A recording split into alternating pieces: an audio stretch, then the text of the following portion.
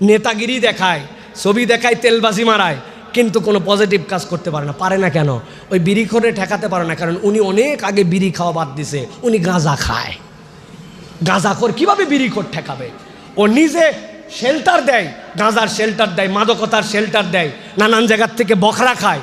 ও কেমনে সত্য কথা বলবে? সত্য বলার জন্য সাহস থাকা লাগবে, বুকের মধ্যে ওই ইনসাফ আদালতের উপরে দাঁড় করার মতো মানসিকতা থাকা লাগবে। কেউ আপনার সাথে থাকবে না, কিন্তু আপনি যদি সত্যের পক্ষে থাকেন আপনার বুকের মধ্যে একটা বল থাকবে, ঠিক কিনা? আরে মুসলমান মরার জন্য ভয় করে, হ্যাঁ?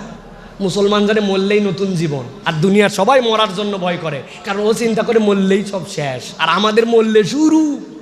কে 100 বছর বেঁচে কি করবে? 32 বছর আল্লাহ যেটা দিল, আমাদের বয়স তো 40 বছর হয়ে গেল, কিছুই করতে পারলাম না, কিছুই করতে পারলাম না। কিন্তু আল্লাহ রাব্বুল আলামিনের জন্য যদি ডেডিকেটেড হই, এই জন্য বারবার বলতেছে অন্তর মাইরে ফেলেন না, কওয়াসিয়াতুল কুলুব বানায় ফেলেন না, রিয়ালাইজেশনের জায়গাটা ওপেন রাখেন, অন্তরটাকে আল্লাহর জন্য ডেডিকেটেড করার জন্য চেষ্টা করেন। আমি একটু ভালো করব, আমি সমাজের জন্য চেষ্টা করব, রাষ্ট্রের জন্য চেষ্টা করব, আল্লাহর জন্য করব। ওরে ভাই, মরার বয়স তো নাই, যখন তখন তো মরে যেতে পারি, কিছু একটু করে যাই, কিছু একটু ভালো কিছু করার জন্য চেষ্টা করি। এই বোধের জায়গাটা আল্লাহ বলছেন যদি মরে যায় ধ্বংসপ্রাপ্তের তালিকায় নাম। আমাদের হয়তো পছন্দ নাও হতে পারে, অনেক সময় লেখা থাকে না মসজিদের দুনিয়াবি কথা বলা হারাম, থাকে না?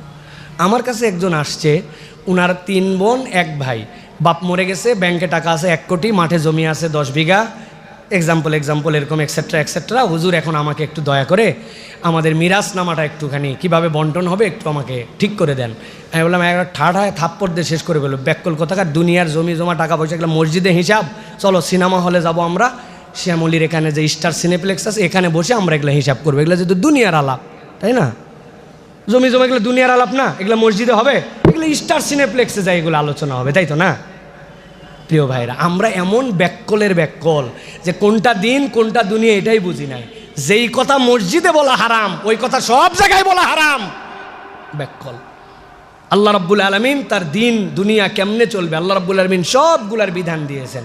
ওই বিধানগুলার বাস্তবায়নে একটার নাম হচ্ছে রাজনীতি।